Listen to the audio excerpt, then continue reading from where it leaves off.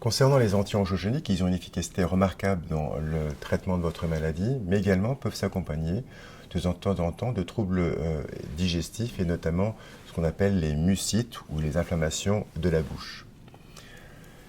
La mucite est à prendre en compte de façon très importante et rapide, puisque sinon, la mucite va entraîner un certain nombre de symptômes par cascade qui vont altérer votre qualité de vie.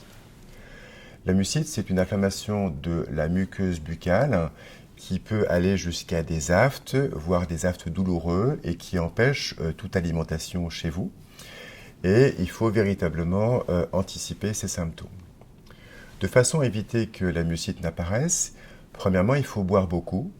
Et puis, il faut prendre une alimentation qui soit adaptée et qui ne soit pas source éventuellement d'apparition de ces symptômes, notamment de la mucite.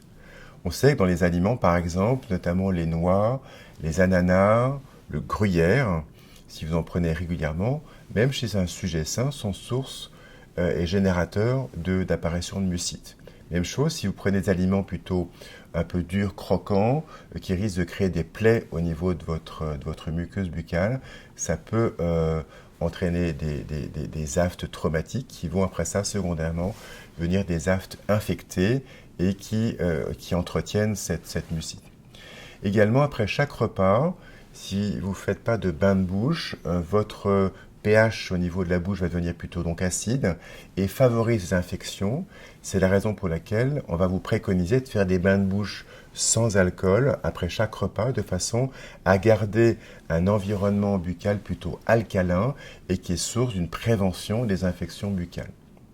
Enfin, il faut que vous puissiez vous brosser les dents avec des brosses qui soient souples, éviter tout traumatisme. Si cette mucite apparaît chez vous et dont vous plaignez de ces symptômes, il faut en parler à votre médecin traitant puisqu'il peut mettre en place différentes actions, soit des bains de bouche, soit des médicaments qu'on appelle des antifongiques, des antimycotiques qui vont gérer et traiter une mycose buccale importante.